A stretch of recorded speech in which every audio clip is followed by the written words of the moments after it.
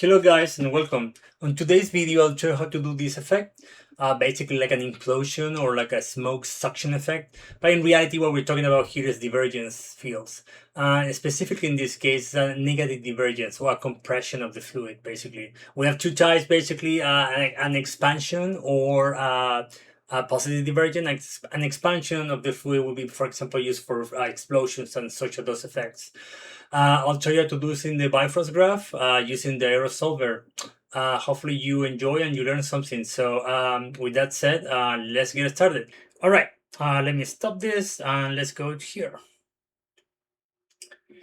All right, so you can see that here's the smoke, and then I just have it in memory cache. See it. As you can see, we start from a torus, very simple shape, and then the smoke goes and sucks into this. And as you can see, also we have another field here that is basically subtracting density into. So I'll show you how to do this. I'm gonna grab a few things from here, so I don't have to replicate everything. So I'm gonna just copy these guys, hide the shape, open a new graph, delete the input and output, and paste. All right, let's throw a terminal so we can see what we're looking at here. And as you can see, what I have here basically is my source, which is where I'm gonna basically store smoke from.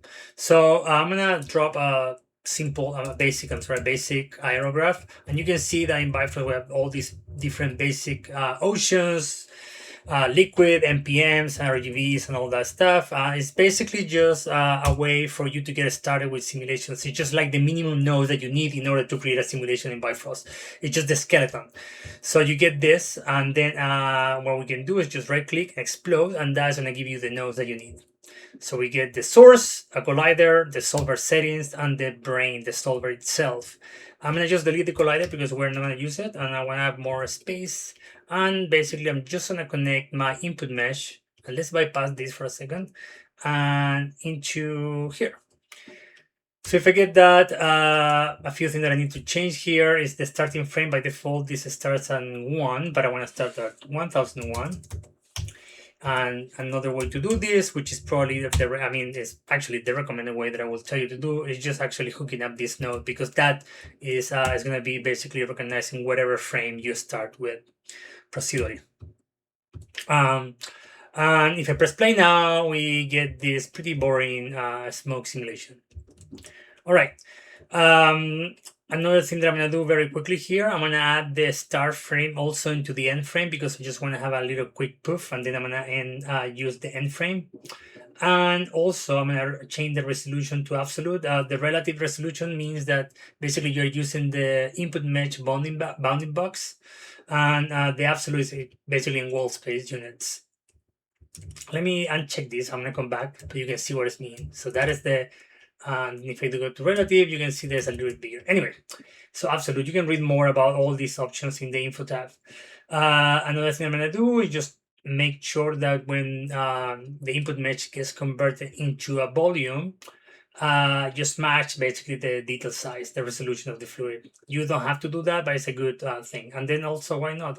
Let's use the adaptivity in Bifrost. I'm going to do 0.1. Just to go lower a little bit, and for now that's it in the source. Again, not much is going on. And then in the settings, then I'm gonna change the accuracy, the substeps. For me, the defaults in Aero are way too high, so I want to change to something that is a little bit more, that I can give me actually a quicker feedback in the viewport. So I'm gonna lower this guy from 10, 1, 1, and 0. And then if I need to go if I need more accuracy or more substeps, I can always increase it if it's something is not working correctly. Like, for example, with a fast movement that you need more substeps in this case. But in this case, it won't too much. I just want a quicker feedback here. And then also I'm going to change the style here. And the style basically just detection on the fluid. So this basically is just how the fluid transpose forward in time. And this goes from the cheapest one to the most expensive one. In this case, I'm going to pick busy. And then you can also read more in the info tab as well. And then, I just also want to turn off very quickly here buoyancy. All right, so we get that, and that's pretty boring. Now I'm gonna check also the end frame. So now it's gonna get even less because we're just buffing once, and as you can see, it's pretty faded. And this has to do with how we are sourcing, basically blending the density into the solver. By default, it's rate, and that means that basically it's blending. It's time dependent. So I just want to change this to set. And you can see that we get that, but I want to actually, I'm sorry, I want to add it, not set it. You can also set it, but I just want to add it. And then I'm going to lower a little bit and we get that. Again, nothing changed. And then also I'm going to turn off temperature, set it to 0, for example, this, and then we're going to deal with the speed here. So this is also, as you can see, I set up a point velocity here, but I'm not using it. I'm going to hook it up now. And if I press play, you can see what is happening here. We get that. And this is happening. Oh, yes. Okay. We get that, right? And this is because I'll explain this in a second. But if I just uncheck this, you can see that we get this and it's nothing. And this also allows us to do how you actually source the velocity into the solver. So again, it's rate by default. And I want to add the velocity. This is controlled by inherent velocity. So if you put this to 0, obviously we are not inheriting any velocity from the input mesh. And you see that this goes from 0 to 1, but you can override this. This also controls the speed, actually the speed mode, control the initial speed. So if you want to have initial speed of the smoke going to up, left or right or whatever, you can do it through here. In this case, I have the velocity, right? So if you start looking at this, the properties, I'm gonna just open with velocity, temperature, density, and acceleration, and some other settings here for the solver and stuff like that. What I want to do is basically grab the normals of my torus, and then I'm grabbing this with the randomized geo property, and basically I'm just creating a random vector. So if you want to look at this, I'm gonna say point scope. I'm gonna connect this guy here, and if I just press D, let me turn off this for a second and hook up my geometry here and the other port. Can hook it up here.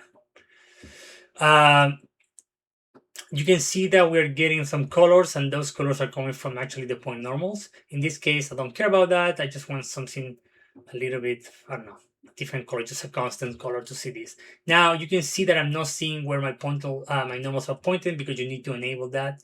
And now you are able to see what this node is doing. Basically, it's randomizing a property, an attribute, and I'm telling to randomize the normals.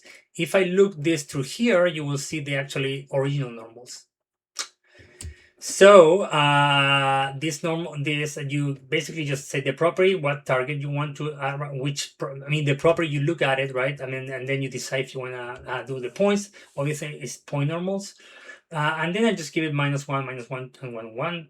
And then basically we have different modes: offset, replace, and scale. Replace basically is going to replace the value of the incoming attribute. A scale is a multiplier, and offset is an add. And you can see like the different looks that you get here. So when I leave it in add, I want to just grab the point normals and add these values to it. And then you have a seed, and you also have a distribution here if you want to play with more settings. Then I'm looking at my velocities, and then obviously that gets passed to the source, and that is going to read that incoming point velocity, and it's going to actually transform and convert that into a box dot velocity is what we need. Now, as you saw here, if I press preview, you kind of can see it, but not really much. So you can actually push this here, like, I don't know, to like stereo or whatever. So I can override that, and you can see now the effect that we're getting, right?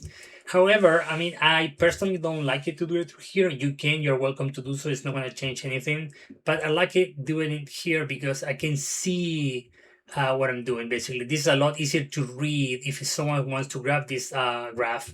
The guy's gonna see, okay, so he has a randomized property, then he's grabbing the data, multiplying, scaling that data, and then setting the velocity. So it's a lot easier to see. So now if I go here and we look at the point velocity, well, it's looking at the normals. So actually it's gonna go back, the normal is gonna go back to the original normals. So when I just change this now to velocity, and you can see what it's doing. So this is what I'm talking about, that it's a lot easier to visualize this here instead of going into here. I mean, you can visualize it, but it's a lot more, there's visualization too that you can do here, but I prefer to do it here. So again, either or is fine. If I turn off this, you will see that this does basically the same. So let me push this to what it was originally here, and if I press play now, you can really see the effect that we're getting. All right, cool. So I just wanted to explain that, but that is not why you are looking at this video. So we want to create a divergence field. So unfortunately, the source here doesn't have the property like a divergence, or that you can source from here. If you look, for example, the source liquid, you will see this interesting property that is called expansion rate. And that basically is the attribute that Aero is going to understand for you to do an expansion, basically, because at the end, this is also an expansion. You're expanding these voxels, it's going out, right? So in the liquid, we had that. Unfortunately, in the source area, we don't have it. So you cannot source it through here. Hopefully in the future, this can get updated and we can get it through here.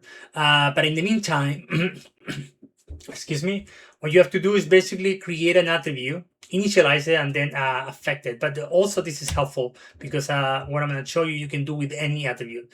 So you see that in the source area, we have these additional properties here. So if you right click, depending which solver you are, you can have different options. Like for example, in the Aero, we have source fuel.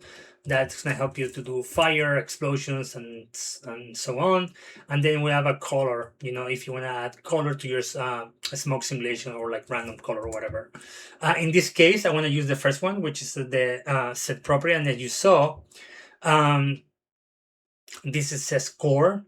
So this basically set property is going to be in most of the solvers. I believe it's basically in all of them, maybe besides the RBT solver. But what this allows you to do is basically initialize a value, or I'm sorry, an attribute, and then pass it to the solver, and then basically do something so you can change this over time, right, during the sim. So that's actually super useful, and there's a lot of stuff that you can do with that technique. So in this case, for example, if we start looking at here, I don't have anything that is called expansion rate, right? That is the attribute. Expansion underscore rate. There's nothing. So if I just say, for example, foo, you will see that we're going to get a property here called foo. By default, this is a scalar, right? But you can change this by right-clicking and then just change this to a vector, for example.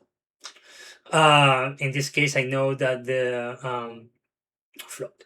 In this case, I know that this is actually a float, so I want to leave it like that. You can see that Bifrost actually added this voxel underscore. It's just to let you know that now this is going to be a voxel property, basically, that you can manipulate then. So in this case, again, I want to create this attribute, expansion rate. So I'm just going to copy this from here and paste it. And now we have an expansion rate, and it's initialized to 0.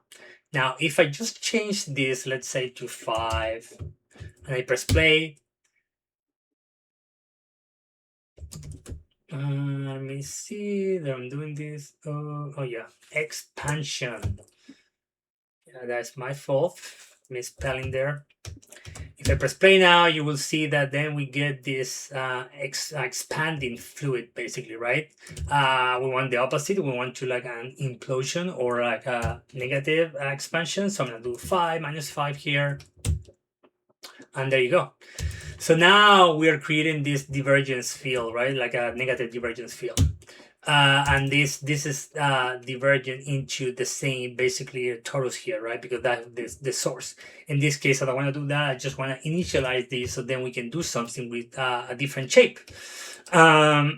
So we have it, and in order for Bifrost to manipulate data during the solve, we work with fields, and this actually works with Aero, liquid, NPM, rigid bodies, and particle solvers, and so on.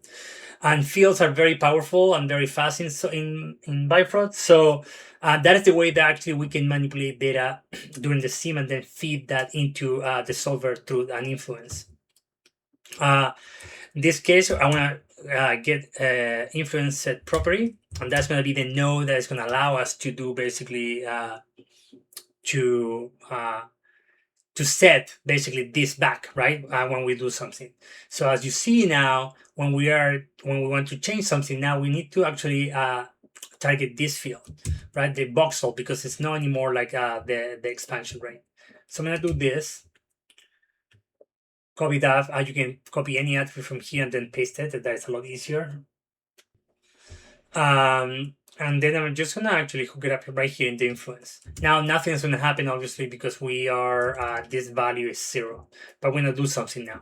So now I'm gonna grab this guy here, this sphere that I have here. It can be anything, by the way. I'm animating the sphere inside Bifrost. You are welcome to animate anything outside in Maya and then bring that into Bifrost. So I mean, I just did it here. So you can see that I have this sphere and then animates over time. So I want to basically grab this shape, convert it into a density, and then use this as my divergence field. And then, the smoke to suck into this. So in order to do that, I'm going to actually convert this into a volume. So I'm going to say mesh to volume. And by default, this node is going to store the density. As you can see here, that is click. And I'm going to just match what we have right now, which is, I think it's 1.5 in the source. 0.1 is fine. You don't have to match it, but it's good to match it. So let me just do that. And then the adaptivity, we're going to use adaptivity as well. You don't have to, but it's good. And now we have fog density. So if I go now here, you will see that now that is density. Let me turn it off real quick here. And this works just fine. All right. So as I said, we need to work with fields. So I need to convert this volume into a field. We have a node for that is called voxel field. And let me just type voxel field. And as you can see, this is expecting a volume. So I'm going to hook up my volume here. And then we have two types of field, scalar and vectors. By default, this is going to be a vector. You can also just right click here or hover over. It's going to tell you what it is. Or if you hover, it's going to down below. It's going to tell you exactly what it is, right? You can change the type by right-clicking and then just say vector, for example, and it's going to give you a vector. This doesn't really change the color, which is too bad, so you have to kind of hover over. Another thing that you can do here too is just kind of like add this, for example, so I can say field type between curly braces, and that's going to tell you, oh, now it's a vector field, or I can do a scalar. We're looking for a scalar. You can also add more. So if I want to see the property here too, I can just say property. And it's going to grab basically the name from here, right? You have to copy these names. So now I know that it's a scalar and it's reading the box of the sign distance. In this case, I don't care about the sign distance. I want density. So I'm going to say fog density. All right, so we're ready to actually start doing something with this. And the only thing that I'm going to do is just going to multiply this, right? I'm going to multiply a value. And since now we're working fields, I'm going to do a scalar field now. Scalar field, and if I do again, if I apply 5 now here, and we hook up this into the influence set property into the value, what is going to happen is not going to be what we got at the beginning, because now we have this field influencing basically the divergence, or like it's acting as a divergence. So I'm going to turn off this here. Remember that's animated over time. So basically what's going to happen, we're going to get the velocity, right? What's happening at the beginning. And then when this starts growing, you will see that the smoke is going to start suck. Oh, well, in this case, it's doing this because I have a positive divergence. But in this case, we want negative. So I'm just going to do let's do minus 10. And then if I press play again, the velocity is acting as it was at the beginning. And then when this field starts growing, you will see that now the smoke starts sucking into this shape or field, right? And there you go. I mean, that's it. That's all that we have to do in order to work. I mean, to make it work here. Obviously, I did a few more things. So, for example, let's say that you have this, but then you want to grab maybe the same animation or a different animation, and you want to subtract basically the density here. So the way that you do that is a lot easier than doing this. It's just grabbing another source, for example. I don't need a property, and that's okay. I need to uncheck the end frame because we have another animation basically here. I'm just going to use this guy here. If we look at this now, connected to the proxy, you will see that this is also growing by a lot less. So I'm going to use this. I'm going to feed this into the source air. And I need to, as I said, disconnect the end frame because it's animated, the source in the input source, and leave basically the rest the same. Besides, I don't need velocity here, so I'm going to set it to 0. And instead of adding density, what I want to do is actually subtract density.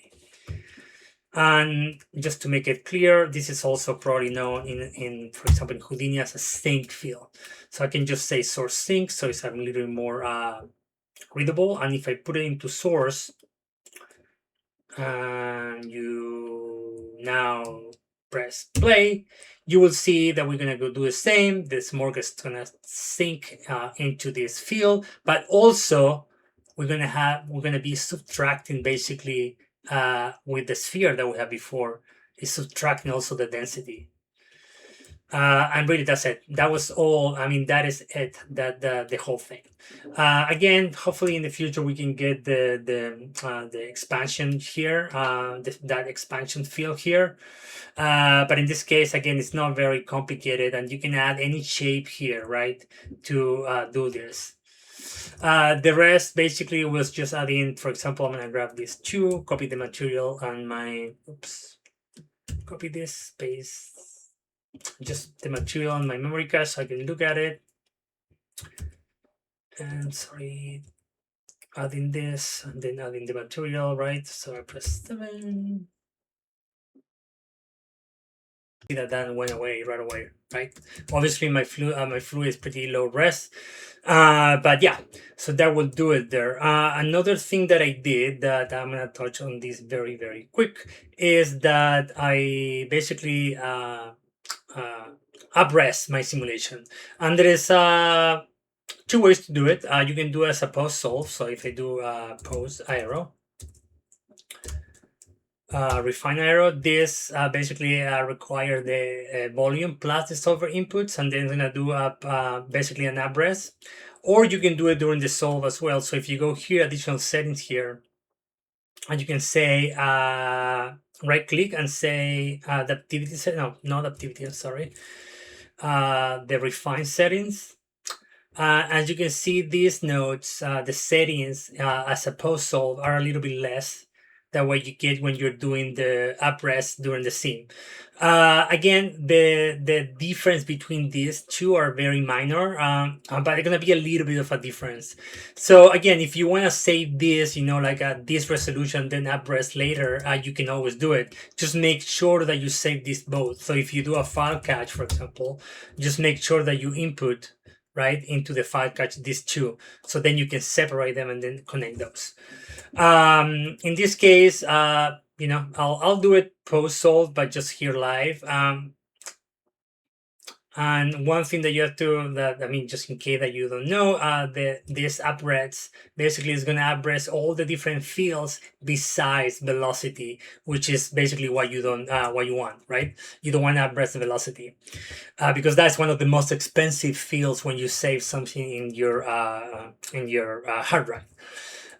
Again, see what you like better, but I'm gonna leave it to 1, and you can read more what this is, but it's basically just gonna, if I have my resolution is 0.1, this is gonna basically go to 0.05. So I'm gonna leave it like that, and if I now rerun this, you will see that we're gonna get more detail right away, and you can tell already that this is more detailed. This doing the uprest is gonna be faster than you actually lowering the detail size. There is pros and cons in both, so it's up to you what you want to do. But I'll leave it up to you. I'm not going to explain what are the pros and cons, but actually the uprest in Bifrost, the workflow is actually pretty good, I will say. So use it and use it for your advantage. So you can create something lower res and then uprest after, or during the solve. The other thing that I did is I created an influence that is called Divergence.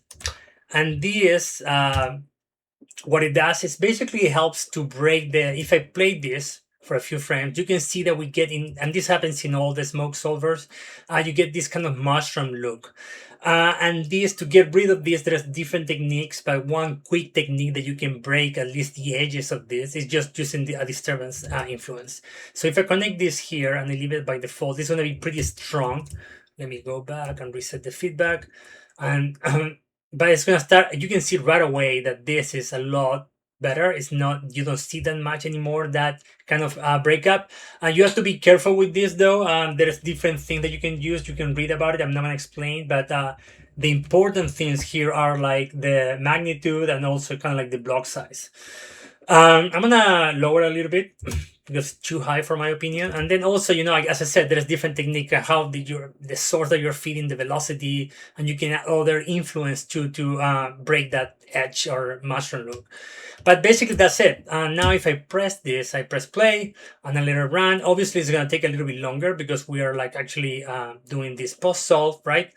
But again, we get a lot more detail right here, right now. And yeah, I mean, that's it, guys. Again, I hope that this was useful.